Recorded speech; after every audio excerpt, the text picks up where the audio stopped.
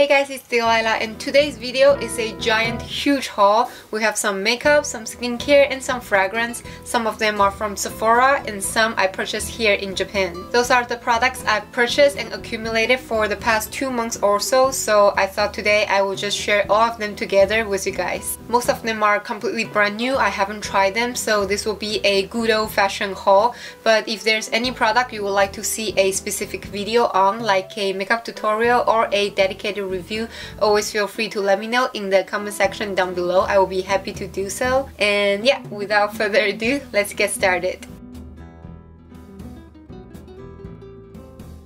Okay, so I really have a lot of products sitting in front of me, so I'm not sure whether I will break this into 2 parts of the video. I guess I will let the future Delilah decide when she's editing the video.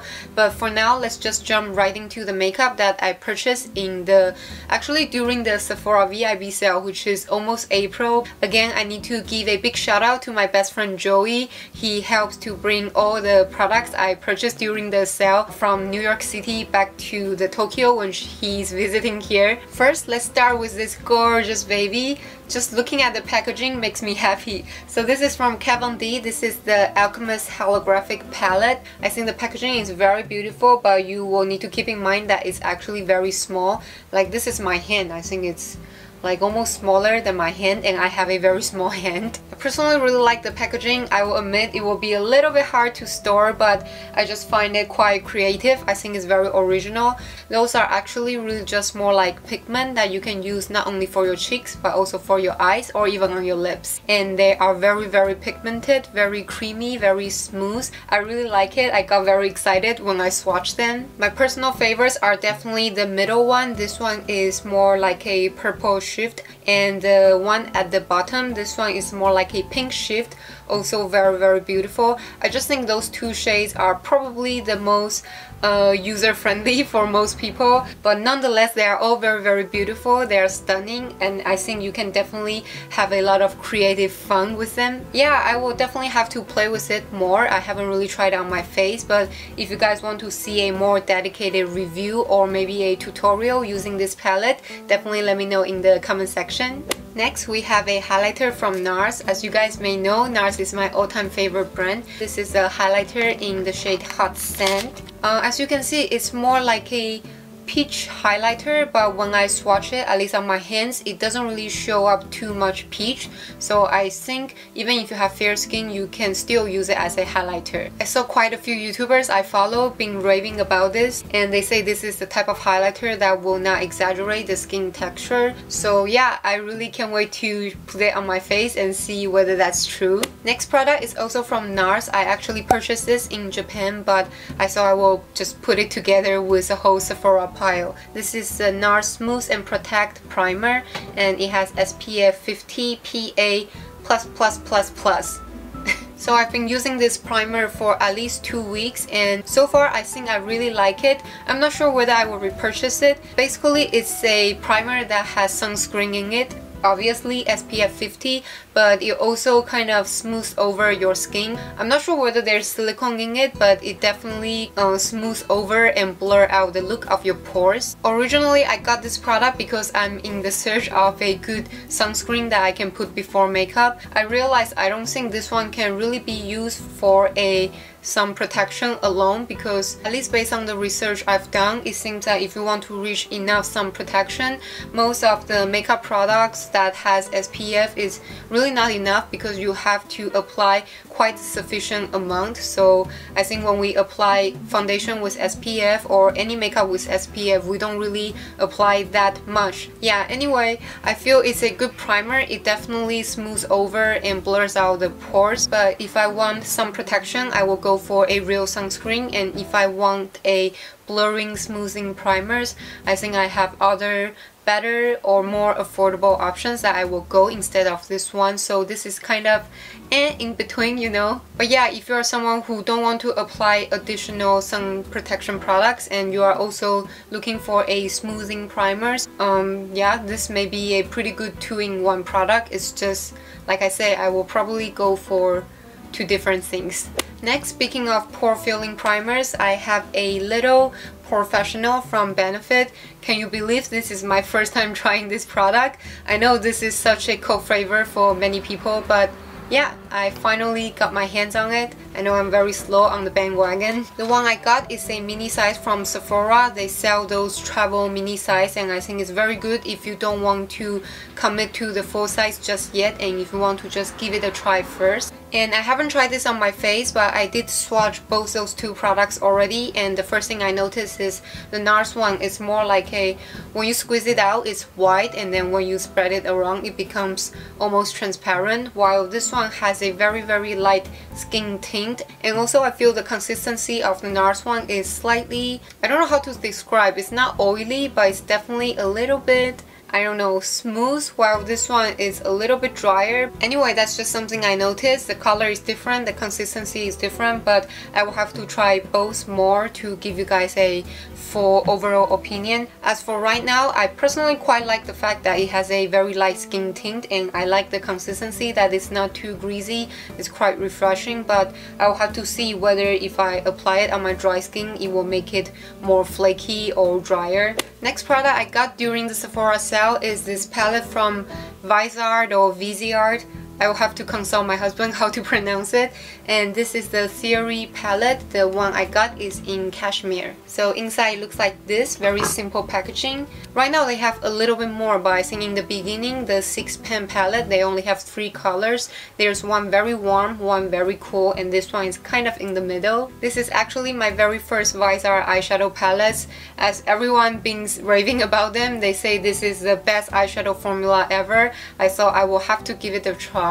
I haven't tried it on my eyes, but I did already swatch them. It's not really a very soft, creamy type of eyeshadow like the Anastasia or the Lorac ones, but it's still very pigmented, slightly harder, less fallout type of eyeshadow formula. Anyway, I think I will also film a dedicated review and demo video in the future on this palette. So for now, I'm just very excited to try them. I'm very excited to finally get my hands on the so-called best eyeshadow formula in the world, and I will definitely play with them more to see whether they are worth the price tag. The last makeup item I purchased during the Sephora VIB sale, this Kevyn Aucoin sculpting powder in the shade medium.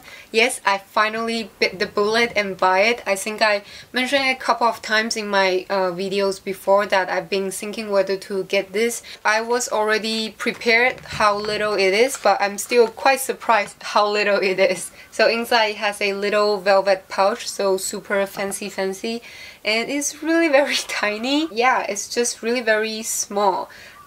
But I guess it will be worth it if it really lives up to what everyone been saying about it. So inside it looks like this. There's a little mirror and a tiny powder.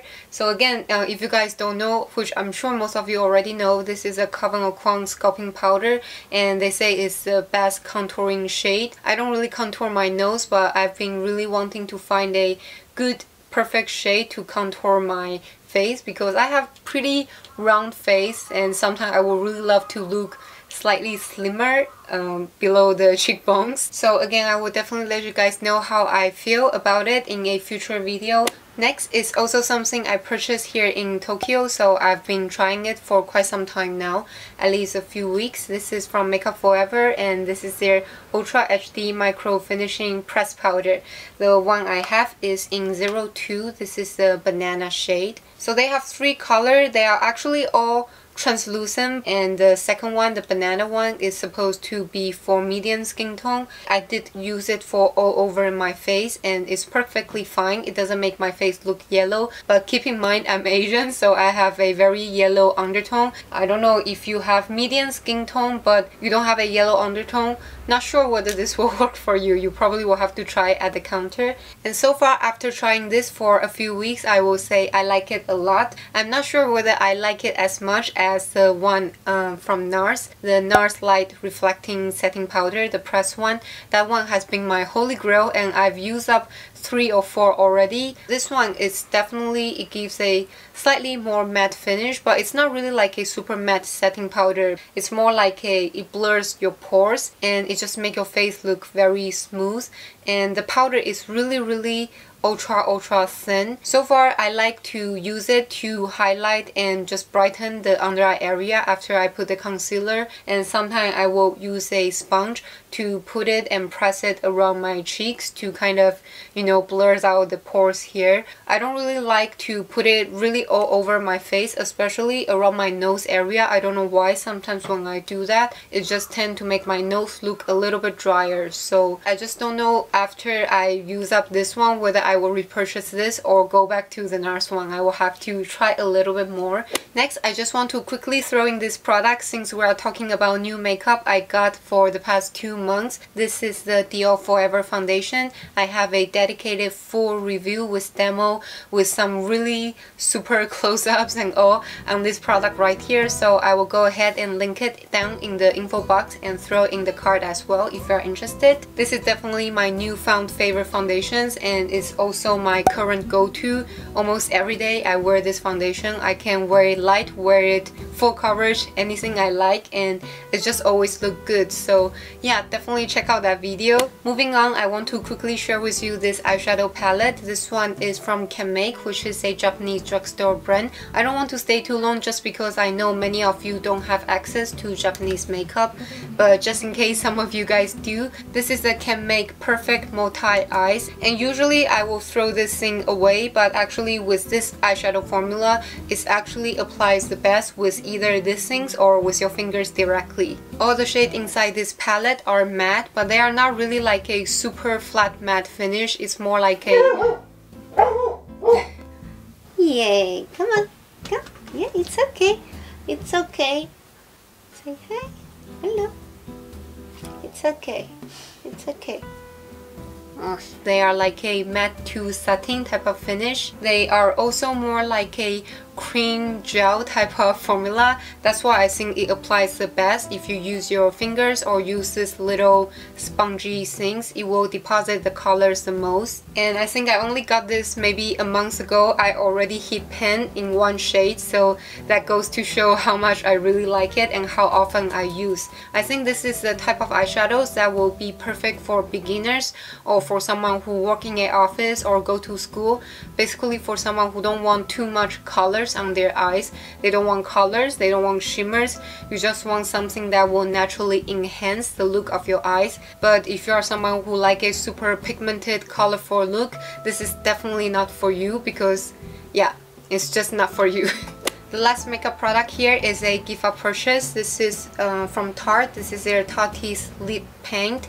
I'm guessing it's just a liquid lipstick, and I haven't put it on my lips yet, but I did swatch the color already. It's very beautiful. I don't really wear liquid lipstick that often. I will definitely give it a try just because I haven't tried the Tarte liquid lipstick formula. Actually, I almost forgot. This here is the last thing I got from the Sephora VIB sale. This is a Beautyblender. The one I got is the original pink one. I had one in the nude color before, but Typhoon got it, and you know, as you can see, it becomes like this. One Beautyblender costs 20 bucks, so Typhoon probably ate $5 right there.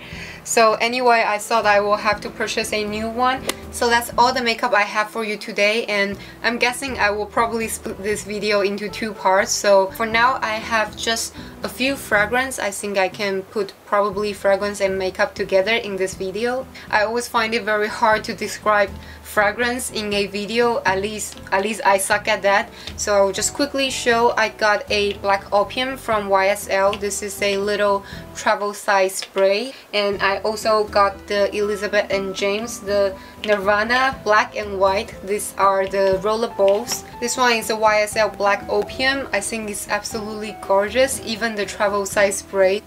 It's actually a little bit sweeter than I thought. I guess the name Black Opium made me think that it will also be a little bit darker, warmer scent, but it's actually quite sweet with a little hint of sexiness, if that makes sense. And the other one is the Elizabeth and James.